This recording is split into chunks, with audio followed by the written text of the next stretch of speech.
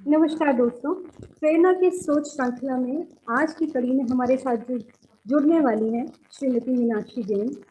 उनके बारे में आपको कुछ बताऊं उससे पहले उनकी लिखी एक रचना आपको पढ़ के सुनाती हूँ। मेरी ख्वाहिशें अथाह सागर की लहरों की तरह उफनती ही रही, कभी अंतहीन आकाश में उड़ती फिरती रहती, एक अंतहीन सिलसिला जो थमता ही नहीं। ख्वाहिशों का कारवां कभी रुकता ही नहीं। यही कारण है कि वो मेरे लिए एक बहुत बड़ी प्रेरणा का स्रोत हैं और आप सभी के सामने मैं आज उनको लाना चाहती हूँ, श्रीमती मीनाक्षी जैन। नमस्कार मीनाक्षी जी। नमस्कार। कैसे नमस्कार हैं आप? शिवाली। मैं बिल्कुल ठीक हूँ। बहुत बहुत स्वागत है आपका इस श्रृंखला में जो हमने खास उन लोगों के लिए रखी है जिनके पास दुनिया भर का अनुभव है और हम जैसे धन्यवाद। बहुत से लोगों के लिए वो एक बहुत प्रेरणा का स्रोत है। तो मैं धन्यवाद। चाहती आज आप जितने भी हमारे दर्शक जो इस रिकॉर्डिंग को देखेंगे उन सभी के साथ अपने दिल की बात जो आप सोचते हैं, कैसा आप सोचते हैं, सबसे साझा करें। जरूर जरूर जरूर शेयर करूंगी आप लोगों के साथ। तो हम शुरू से शुरू करते हैं। थोड़ा अपने अपने बारे में बताइए, आप कहाँ से हैं, बचपन कैसा रहा? अरे, तुम तो मुझे अतीत में ले जाओगी और मेरा अतीत बहुत अच्छा, बहुत प्यारा और बहुत सुखद था। जी। मैं दिल्ली में ही मेरा जन्म हुआ, दिल्ली में ही पली बड़ी, दिल्ली में ही सब कुछ दिल्ली में ही हुआ। हम्म, तो मेरी शिक्षा भी यहीं हुई। मैंने ग्रेजुएशन जेएमसी से किया, क्लिनिकल जीसस एंड मेरी। साइकोलॉजी में। जीसस एंड क्लिनिकल साइकोलॉजी में जीसस एंड मेरी कॉलेज से जी। किया जी। और वो क्लिनिकल साइकोलॉजी में किया। हम्म, तो बस ऐसे रहा। और क्योंकि मेरे फादर जो थे वो गवर्नमेंट जॉब में थे, जी। तो हम दिल्ली से बाहर कभी गए ही नहीं। जी। और फादर इलेक्शन कमीशन में थे, जी। तो वो as a chief secretary retire हुए। हम्म, और बचपन इसलिए भी बहुत प्यारा सा था क्योंकि अपने माँ बाप को बहुत प्यार से जुड़े हुए देखा। हम्म, तो शायद वो बहुत कम उम्र में उन लोगों की शादी हुई थी, तो बहुत सारी चीजें ऐसी थी। तो हमने देखा कि हम छोटे थे तो हमारे मम्मी पापा इकट्ठे बैठ के क्लासिकल म्यूजिक सीखते थे। तो दोनों। दोनों दोनों और अच्छा। दोनों दोनों एक साथ गाते थे। बड़ा रोमांटिक सा था वो। उस वक्त तक हमको रोमांस ना समझ आता है, ये तो बाद में आज हमको इस चीज का एहसास होता है कि सच में कितना रोमांस था जब मिल मिल के वो दोनों लोग गाते थे कुछ भी। तो ऐसा था बचपना हमारा। और मेरे ब्रदर्स थे, मैं अकेली थी, तो हम्म, जरूरत से ज्यादा लाडली थी, हम्म, प्रोटेक्टिव थी ऐसे वाला था। और क्योंकि गवर्नमेंट जॉब में थे तो हम जहाँ जहाँ रहे शिवाली, वहाँ ऐसा था कि सब सब सब भाषा भाषी लोग थे। जी। साथ में बंगाली भी है, साउथ इंडियन भी है, ये भी सब कोई। तो हमारे ऊपर इस सब का बहुत था। तो छोटे पे जब भी कोई जैसे दुर्गा पूजा आई तो हम लोग पूरे 9 दिन दुर्गा पूजा में इन्वॉल्व रहते थे। और हमको कभी मना भी नहीं होता था कि मत जाओ या ये करो। कभी गुरुद्वारे चले गए, कभी चर्च चले गए। तो बस ऐसे ही सब त्योहार मनाते थे और कुछ कुछ भाषाएं भी सब सीख लेते थे। तो बंगला पंजाबी बहुत अच्छे से समझ आती थी और सीखते थे और गाते थे सब बच्चे मिलके। बहुत बहुत अच्छा बचपना था सच में। तो मुझे लगता है यही जो गहराई आपने जो अनुभव रहा बचपन में वही आज आपकी लेखनी में हाँ। भी दिखता है। तो लेखन का शौक आपको कहाँ से शायद शुरू हुआ? लेखन का शौक कब, जैसे लिखती तो नहीं थी, लेकिन जब हम अपने दादी के घर जाते थे ट्रेन में बैठ के, तो हम्म, जैसे रास्ते में पेड़ों को देख रहे हैं, कुछ देख रहे हैं, नदी देख रहे हैं, तो कई वो भाव तो बहुत थे, गहराई से लगता था। जैसे मेरे को नहीं पता सब बच्चे उस तरह से सोचते हैं कि नहीं, लेकिन तब भी हम बहुत गहराई से सोचती थी उन चीजों को ना, कि वो बहुत अच्छा लगता था। लेकिन लिखना कब शुरू किया, ये तो कॉलेज में आने के बाद। तो कॉलेज मैगजीन्स में लिखते थे। जी। और और वहाँ पे एक बात थी कि जिस कॉलेज में मैं थी वहाँ हिंदी किसी को नहीं आती थी। हम्म, बहुत मतलब हिंदी का कंपलसरी पेपर होता था, वो भी पास नहीं कर पाते थे लड़के। तो ये था कि चलो तुम्हें बहुत आता है, तुम ही पढ़ा दो, जबकि हम अपने आप को ऐसा समझते नहीं थे, लेकिन उतनी हिंदी पढ़ा पाते थे। और लिखने की बात ये है कि लाइब्रेरी में जो हमारा हिंदी का सेक्शन था उसमें वो वैसे का वैसे ही रहता था, कोई किताब छूता भी नहीं था। हम्म, तो हमको तो भाई घर में ऐसा वातावरण था कि हिंदी में ही सब, माँ भी लिखती थी, मेरी जी। मेरी माँ भी लिखती थी। तो उस वजह से उधर की तरफ देखने लगे। जब देखने लगे तो बुक्स इश्यू कराओ, चलो महादेवी वर्मा को पढ़ो, उनकी वामा पढ़ो, ये पढ़ो। फिर हरिवंश राय बच्चन की जितनी किताबें थी एक एक एक एक करके शायद हम ही ने सब जो थी जितना पढ़ सकते थे पढ़ी। ऐसे फिर हमको बर्थडे जब मेरा जन्मदिन आता था तो मेरे कजन वजन सब मुझे वही किताबें देते थे, कभी नीरज की वो दे दी, कभी किसी की कुछ दे दी। फिर यहाँ प्रगति मैदान में जब पुस्तक मेला लगता था तो उसमें हमेशा किताबें खरीदते थे कि कविता की किताब खरीदी जाए, पढ़े। बस ऐसे ही शौक होता गया और कॉलेज मैगजीन के लिए थोड़ा थोड़ा तुकबंदियां करते रहे, लिखते रहे। आज भी शायद वही करते हैं।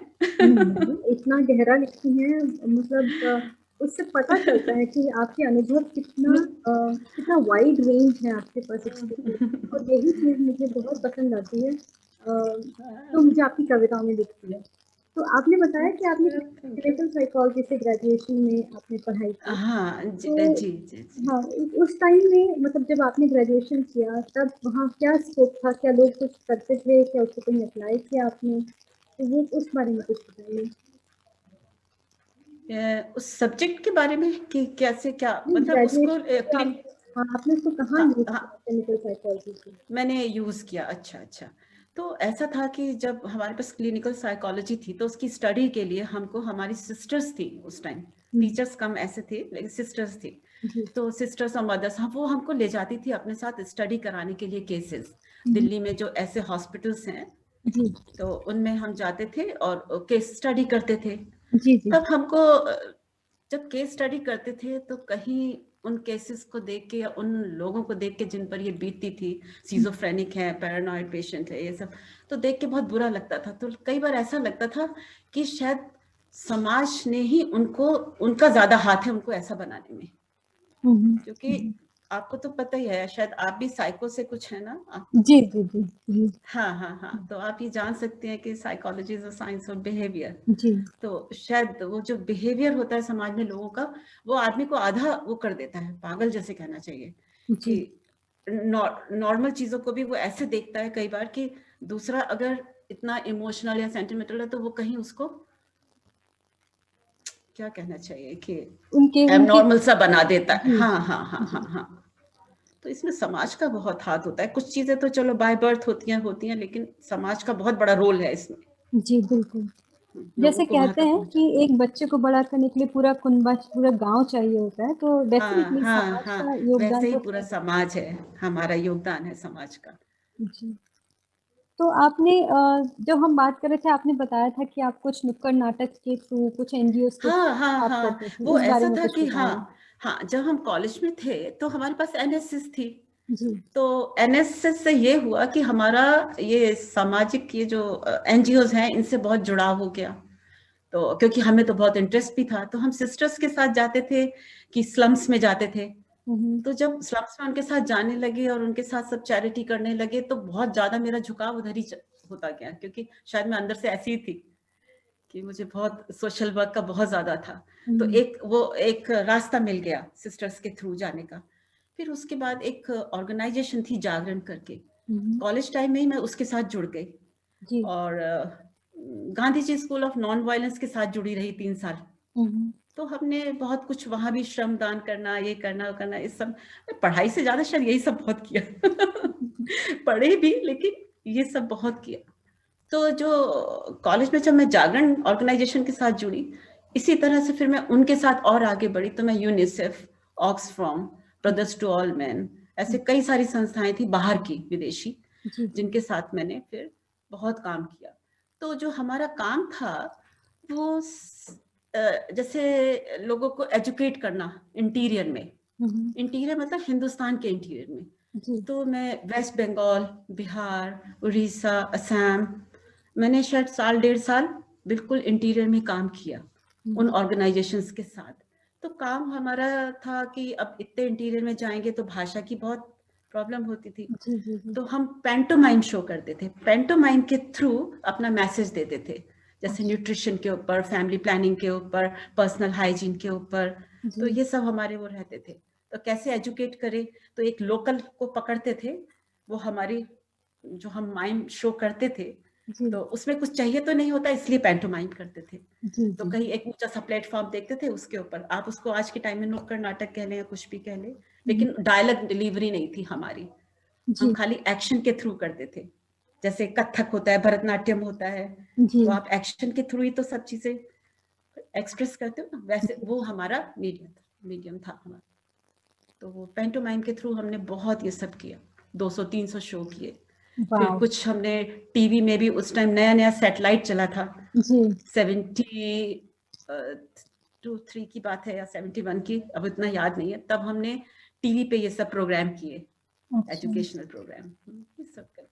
तो आप रही हैं एक काइंड ऑफ ट्रेंड सेटर अपने टाइम में, कि आपने बहुत कुछ ऐसा किया जो हमारी जनरेशन के बहुत कम लोग कर पाते हैं, जितना कंट्रीब्यूट आपने किया उस टाइम। हाँ हाँ, तो आपने उस बताया वक्त तो कि मैंने, जी, आपने बताया कि आपको किताबें पढ़ने का बहुत शौक था। बहुत तो शौक था, हाँ, कोई हाँ, भी अच्छी तो किताबें आपके मिलती थी आपके तो। पसंदीदा लेखक कौन है, किन किन को आपको पढ़ना पसंदीदा अच्छा लेखक मत कहो, मुझे कबीर बहुत अच्छे लगते हैं, मैं कबीर को बहुत गुनगुनाती हूँ, हम्म मुझे कबीर बहुत प्रैक्टिकल लगते हैं। मेरे रोंगटे खड़े हो जाते हैं कबीर को पढ़ने में या उनको सुनने में, या ना, हम्म मुझे मेरे पसंदीदा कबीर हैं। और मैं उनको उतना नहीं पढ़ा उनकी किताबें, लेकिन जितना मैंने रेडियो में उनका वो सुना और जो थोड़ा बहुत भी पढ़ा। कबीरा आप ठगाइए और न ठगिए कोई, आप ठगे सुख उपजे और ठगे दुख होए। थोड़ा मुझे सा इसके कबीर हर बारे में तरह से बताइए। अच्छा लगे। ये जो अभी आपने जो दोहा बोला, ये क्या है, थोड़ा इसके बारे में बताइए प्लीज। ये यही है कि आप दूसरे को आप ठगे सुख उपजे, अपने को अगर ठगो, मतलब अपने को क्या बोले कि वो सुख देता है, लेकिन दूसरे को ठग के हमेशा आप दुखी रहेंगे। हम्म सही पत्ता बात। टूटा डार से ले गई पवन उड़ाए, अब के बिछड़े कब मिलेंगे दूर पड़ेंगे जाए। मुझे मुझे कबीर हर तरह से बहुत अच्छा लगता है। अच्छा, जितना मैं कबीर इज माय आपको फेवरेट। जी, जितना मैं आपको जानती हूँ, आपका एक पर्टिकुलर रूटीन रहता है, इसमें आप आजकल अपने आप को हाँ कैसे बिजी हाँ, रखती हैं? आजकल कैसे बिजी रखती हूँ, हम्म, अब घर के अंदर बंद हो गए। गार्डनिंग तो मेरा सबसे अच्छा शौक है। तो अच्छा, मैं गार्डनिंग तो सुबह उठते ही सबसे पहले अपनी बालकनी में मेरा एक छोटा सा कोना है, जिसमें मैंने अपने मन पसंदीदा तरीके से उसको सजाया है, प्लांट्स लगाए हैं, जिनसे मेरे को ग्रीनरी बहुत पसंद है। तो मेरा हम्म, दिल बहलाने का सबसे अच्छा है जब वो अंकुरित होती है, कोई चीज नया पत्ता भी निकलता है, तो एक बार उसका स्पर्श मुझे इतना अच्छा लगता है उसको देख के, जैसे मैं उससे बातें करती हूँ। हाँ, तो गार्डनिंग मेरा शौक है, पढ़ना मेरा शौक है, टीवी देखती हूँ, मस्ती मारती हूँ अपने फ्रेंड्स के साथ भी। जो वक्त मुझे पहले नहीं मिला, जिसको मैं पहले नहीं एंजॉय कर पाई, जी, क्योंकि अपने बच्चों को बड़ा करना है, उन्हें पढ़ाना है, उन्हें उस लायक बनाना है, उस सब में फंसी रही। लेकिन अब मैं अपने आप को इन सब चीजों से मुक्त कर दिया और मैं बहुत मस्त हूँ, अपने समय को अपने तरीके से बिताती हूँ, कोई वो नहीं है, और घूमती भी खूब हूँ दोस्तों के साथ। अच्छा, आपकी इन दिनों बहुत सारी कविताएं सेलेक्ट होती हैं, फीचर होती हैं, तो ये राइटिंग आपने कैसे शुरू किया, थोड़ा उस बारे में बताइए प्लीज। किताबों से निकल के आपकी कविताएं और हाँ, मैं पहले एक यॉर्कोट का किसी ने मुझे बताया, तो मैं उससे जुड़ी, तो मैं उससे जब जुड़ी तो उसमें वो एक पंक्ति देते थे और मैं अपने आप दिमाग लगता था कि उसके नीचे 4 और लिख देती थी। तो वो एक ऐसे लिखते लिखते फिर एक प्रियंका फ्लेरिया जी हैं, जिन्होंने मॉमप्रेन्योर में मुझे जोड़ा हम्म, और इतना प्रोत्साहित किया कि मैं उनके लिए बहुत बहुत उनका शुक्रिया करती हूँ कि उन्होंने जिस जो अब तक मैं सोचती थी, अब उसको जो दिल में अंदर भरा रहता था, अब वो निकलने लगा। उन्होंने भी बहुत मुझे प्रोत्साहित किया और मैं इस तरह से फिर उसमें भी लिखने लगी, मॉन्ट्रियल में थोड़ा, यहाँ इसमें यॉर्कोट में भी लिखने लगी। फिर अभी जो था वो मंजू सिंह जी ने हम्म, मेरे को इंक स्पेक्ट्रम से जोड़ा, तो उसमें उन्होंने मुझे और भी ज्यादा इसलिए मुझे अच्छा लगा कि उन्होंने मुझे एक मौका दिया कि मेरी कविताओं को जो मैं लिखती हूँ, जैसा भी लिखती हूँ, उन्होंने उसको पब्लिश करवाया, ओह वाह, करवा रहे हैं। जी तो जी मुझे जी, ये चीज बहुत अच्छा लगा कि अरे, जो आज तक मेरे अंदर भरा था वो कम से कम जैसा भी मैं लिखती हूँ उसको हम्म, वो वो पब्लिश होंगे या सब पढ़ेंगे या देखेंगे। बहुत बढ़िया। आप जो एक जी जी, हाँ, जो अंदर भरा हुआ था ना, जो घुटन सी थी, वो अब बिल्कुल, अब कुछ नहीं है, अब वो बाहर आने लगे, लिख लिख के दिल हल्का हो गया। अच्छा लगता है। हम लोग को भी पढ़ के बहुत अच्छा लगता है। जब मैं देखती हूँ आपका नाम तो मैं मुझे लगता है कि मतलब एक तो थॉट बहुत अच्छा अरे होता है, थॉट ऐसा होता है कि जिसमें बहुत डेप्थ होती है। जो आपने जितने अनुभव आपके रहे हैं वो सब एक, अगर 4 पंक्ति की कविता है तो उन 4 पंक्तियों में ही वो झलक जाता है कि आपका अनुभव कितना गहरा रहा है। अ, धन्यवाद। आप अपनी लिखी हुई कोई कविता हम लोग को सुनाना चाहें अगर। हाँ शिवानी, मैं आपको पढ़ के सुना सकती हूँ क्योंकि मुझे याद नहीं रहता है ना, तो मैं बिल्कुल आपको बिल्कुल। जरा पढ़ के सुनाती हूँ। जी हाँ, मैंने हिंदी भाषा के ऊपर ही लिखा था, जी क्योंकि लोग ना हिंदी को बोलने में और पढ़ने में पता नहीं क्यों शर्माते हैं आज के सोसाइटी में। भले ही आप और भाषाओं में बहुत माहिर हैं, लेकिन हिंदी बोलने में क्या होता है, और बाहर निकल के खासतौर से अंग्रेजी में बोलने लगते हैं। क्यों भाई, मेरे को ऐसा लगता है हिंदी से भी हम उतने ही जुड़े हैं, अपनी मातृभाषा से। हर कोई बोलने में उसको शर्माना नहीं चाहिए, मेरे जी मेरे हिसाब से। जी जी। आप चाहे कितना भी दूसरी भाषा जानते हो, तो मैंने उसी के लिए लिखा था हिंदी दिवस पे। हम्म, तो मैं पढ़ के सुना। जी जी मुझसे तेरा परिचय मेरी माँ ने कराया होगा, मेरे मुख से वो पहले बोल सुन उसका हृदय भर आया होगा। तब से अब तक तुझी में सोचा, तुम्हें आत्मसात किया, सच में तुम्हें अपने अंतः से प्यार किया। मैं आज भी अपनी कथा व्यथा तुम्हारे पल्लू में लिपट के कहती हूँ, तुम ही तो हो मेरी माँ, तुम ही तो हो मेरी माँ हो, मेरे सब दुख दर्द हर लेती हो। तुझे मेरा आदर शत शत समर्पित, तेरे लिए एक दिन नहीं पूरा जीवन अर्पित। देखिए कितना अच्छा, मतलब ये जो माँ के पल्लू वाली बात है, जैसे आपने हिंदी को माँ बताया, और सच तो हाँ, यही है कि सभी भाषाओं क्योंकि की जननी है, लेकिन क्योंकि हम देखो शिवानी, क्योंकि वो हमारी मातृभाषा है, तो हम सब जने कहीं सोचते तो वैसे ही हैं, हम्म हिंदी में हम्म सोचते हैं, हम्म लिखते भी हैं हिंदी में, इसीलिए तो ठीक है। आप सब लोग अंग्रेजी में भी लिखें, वो कोई बुरा नहीं है, किसी दूसरी भाषा को जानना बुरा नहीं है, वो तो जी ज्ञान जितनी मर्जी सीखते जाओ, अच्छी बात है। लेकिन कहीं अपनी मातृभाषा को नीचा मत दिखाओ उसके आगे, जी। ना उसको मुझे बोलने में शर्माओ। जी मुझे लगता है जो नई शिक्षा नीति आई है जिसमें हमने अपनी लोकल भाषाओं को, हमारी जो भाषाएं हैं जो राज्यों में बोली जाती हैं या हिंदी है, उस जी पे जो जोर दिया हाँ है उससे शायद ये जो हमारा एक अलगाव है हिंदी के प्रति कुछ जगह में, हर हर कोई तो हाँ नहीं, काफी हाँ हाँ आजकल मुझे हाँ, लगता है कि हमारी जनरेशन के लोग वापस दिनकर, निराला, नीरज पढ़ने लगे हैं। पढ़ रहे हैं। हाँ हाँ हाँ तो हाँ ये चीज बहुत अच्छी है, तो मुझे तो, मैं तो हाँ बहुत आशावान हूँ कि हाँ, हिंदी मुझे भी एक अच्छा आपकी लगता है कोई जब मैं, भाषा। हाँ हाँ, जब मैं इस सब को देखती हूँ, पढ़ती हूँ, मॉम्प्रेन्योर में जाके और ये सब में देखता हूँ, तो मुझे अच्छा लगता है कि लोग हिंदी में कितना लिख रहे हैं। अच्छा लगता है। हाँ अच्छा, जाने से पहले आप अपने हम उम्र लोगों को कोई संदेश देना चाहें। बहुत से लोग हैं जो अपने घरों की, सभी हम सभी घर की चार दीवारी में बंद हैं, लेकिन अपनी जिंदगी को, जैसे आपने कहा कि आप अपने दोस्तों से मिलती हैं, जब जब बहुत मजा मौका करते लगता हैं। है आप, हाँ, तो कुछ उन लोग के लिए कोई संदेश तो दें। हम ये सोचते हैं कि जैसा हम सोचते हैं या जैसा है, जरूरी नहीं है कि हर कोई उसको वो चीज अच्छी ही लगे। हम तो सोचते हैं कि, मेरा ये मानना है कि हमने, जैसा मैं सोचती हूँ कि मैंने हर चीज को बहुत भोगा। भोगा मीन्स अच्छा खाया पिया, अच्छी जगह गए, घूमा, सब किया, और अच्छा पहना ओढ़ा। लेकिन कहीं अब हमें इस उम्र में जाके थोड़ा संयम से रहना चाहिए। संयम हम्म से रहने से बहुत वाइड उसमें है संयम। खाली ये नहीं है कि खाना पीना, हर तरह से अपनी सोच को भी ना उस तरह से बना लेना चाहिए। और अब अपने लिए भी जीना चाहिए, सही बात है। दोस्तों के साथ घूमो, मस्ती मारो, लेकिन अपनी हेल्थ को लेके बहुत कॉन्शियस होना चाहिए, क्योंकि अगर हम बीमार हो गए तो फिर हम क्या क्या कर पाएंगे। जैसे अगर आज मुझे गार्डनिंग का शौक है, अगर मुझे बहुत, मैं ही बीमार हो गई तो मेरे पौधों का क्या होगा, उनको कौन प्यार करेगा, या मैं बाहर कैसे घूम पाऊंगी। तो इसलिए हमें बहुत संयत होके तो रहना चाहिए, अपने खान पान पे ध्यान देना चाहिए। सुबह उठो तो थोड़ा प्राणायाम करो, योगा करो, मैं तो करती हूँ जरूर और अपने तो इस तरह से बहुत जरूरी है इस चीज का कि आप थोड़ा संयमित होकर रहे, और क्या, मस्ती भी मारे अच्छा, आपने अपना बताया। जो भी अंदर छुपा रहता है ना आपके, जो इतने दिनों से आप सालों से नहीं कर पाए थे, जो आप अपना सारा समय अपने बच्चों को देते थे और हमेशा पति की सेवा में लगे रहते थे या कुछ भी था, लेकिन अब जो हमारे पास जैसे होता है ना, जिंदगी का सारा समय तो उधर चला गया, अब जो जितना भी वक्त बचा हुआ है उसको भरपूर जी लो बस, और ऊपर वाले का ध्यान करके। मैं सबसे ज्यादा उसको मानती हूँ, वो मेरी फुल एनर्जी है।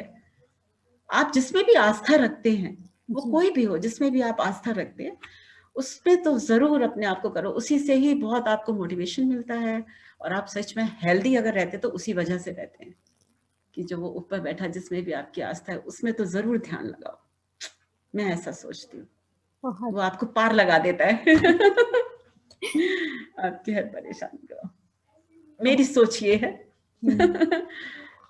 और अब 2021 में आपकी किताबें आएंगी जिसमें आपने अपनी कुछ कविताएं लिखी हैं। और तो हम हाँ, लोग हम सभी की तरफ से, जो भी हमारे व्यूअर्स हैं जो इनको इसको देखेंगे, उन सभी की तरफ से आपको बहुत बहुत शुभकामनाएं। और हम लोग बहुत इंतजार करेंगे आपकी बुक्स आने का, और फिर एक बार आपसे फिर जुड़ेंगे okay। आपकी किताबों के साथ। जरूर शिवाली, बहुत अच्छा लगा आपके बहुत साथ बहुत बात करने धन्यवाद। में मुझे। बहुत बहुत नमस्ते। जी।